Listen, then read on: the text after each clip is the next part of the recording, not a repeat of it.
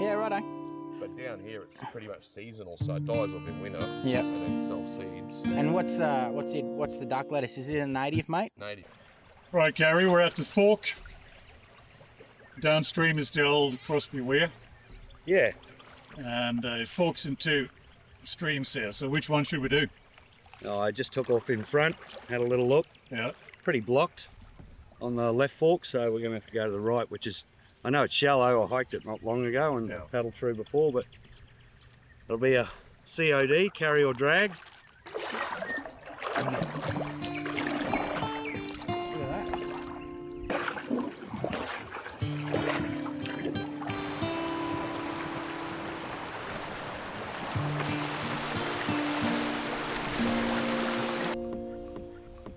Behind us here we've got the remnants of the old 1902 Mount Crosby Weir. So this would have been where they first dammed it up to supply Brisbane and have since built the larger weir further upstream. I think so. That rock bar? Yeah. Just this side of it. Oh, yeah, there is. It's not a tilapia, is it?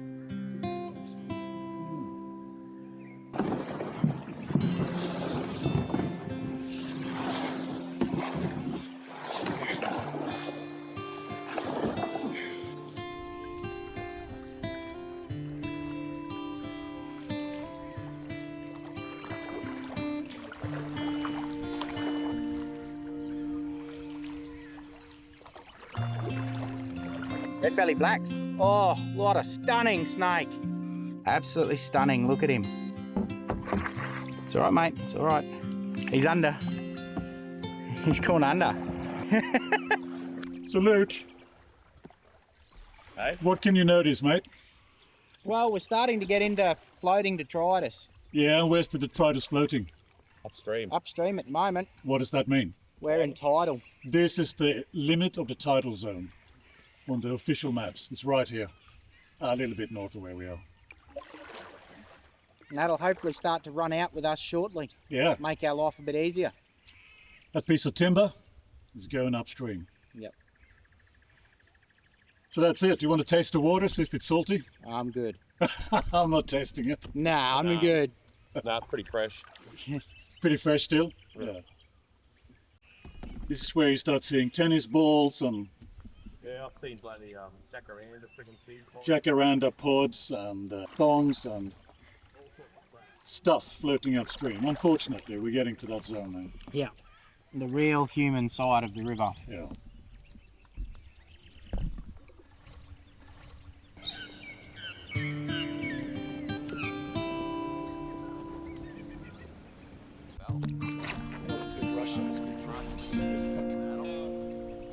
Red cedar up at bloody white cedar, red cedar up at Hello, Jason.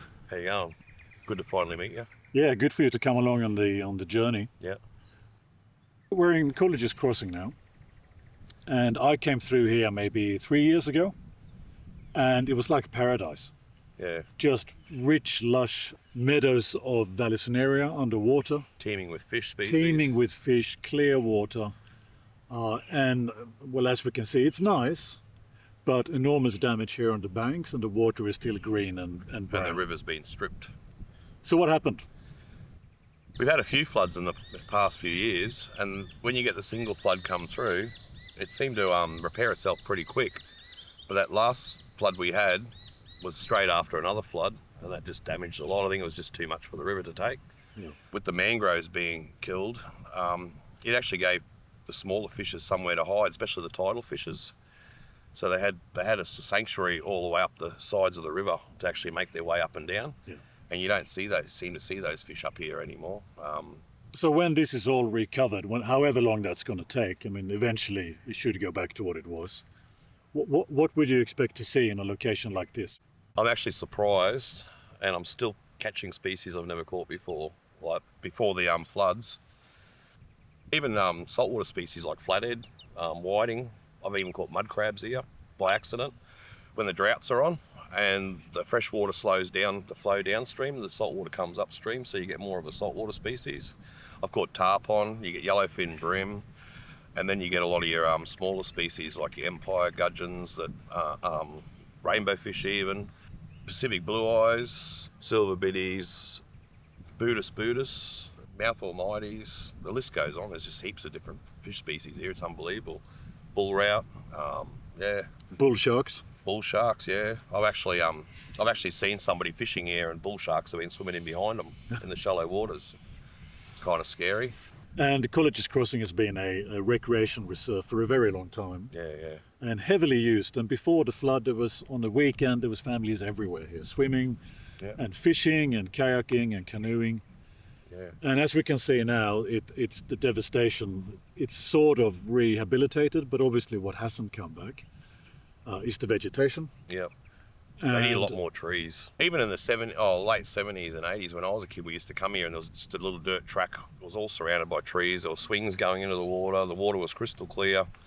You had your beds of val. You had nice deep spots where there was just river rock, and that was just like a pristine waterway. Yeah. But since they build these parks, it's actually damaged it. So we don't know what the council is going to do here. I don't think it's been announced yet. I suspect they're going to ease up on the amount of infrastructure here because it's just going to get lost every They time. can't afford it.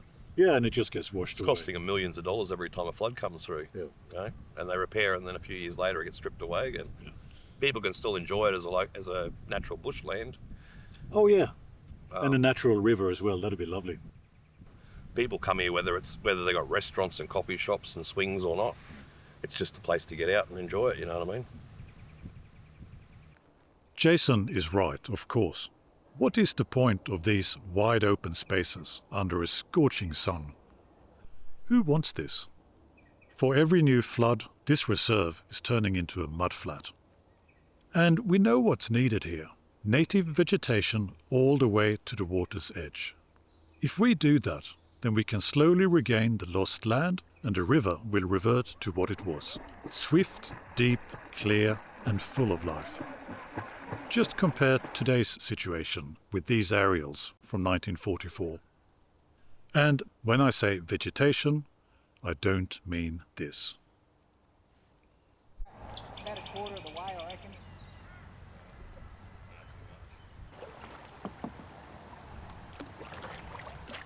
So just behind us here, we've got what's known as Johnson Rock or Venus Rock. And then just behind that is the Venus swimming pool or swimming hole. It's been quite a popular swimming hole over the years, but this traditionally marks the end of navigatable waters by large watercraft. And from Kookaburra Park, which is just downstream, all the way up is now a 6-knot no wash zone. So that really limits it to much smaller craft. Gary was saying there before that on the run-out tide, at the bottom of the run-out tide, there's actually a riffle that can form over the other side of the pool there as well, so that'll definitely make it harder for the large craft to get up here.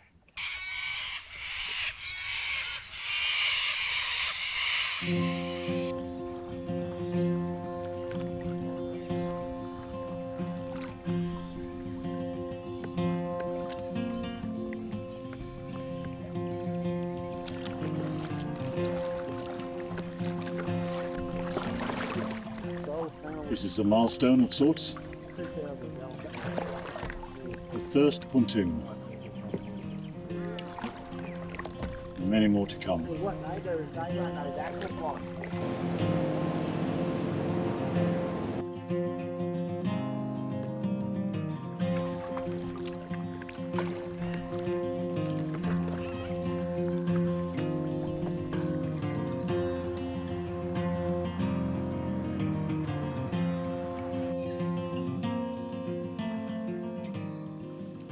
So we're down here in the tidal region. We started at Mount Crosby this morning. Oh, beautiful. Bit of And yeah, I'm a keen bass fisher myself, so just came up here to have a sticky beak.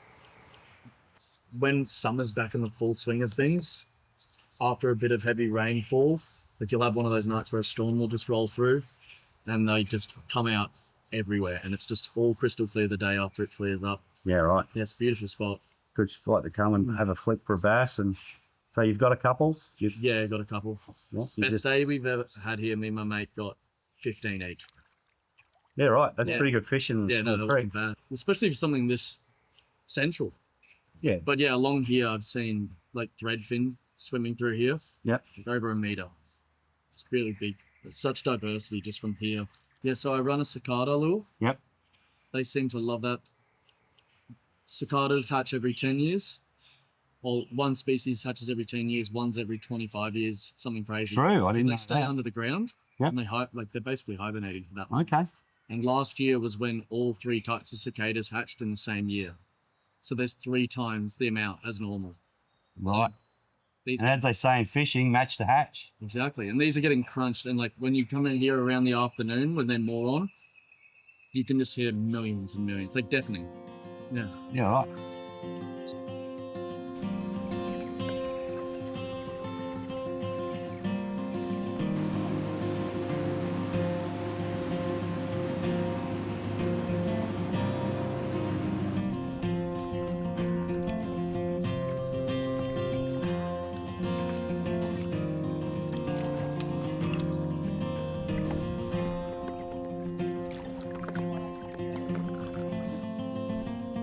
You've come a long way, mate.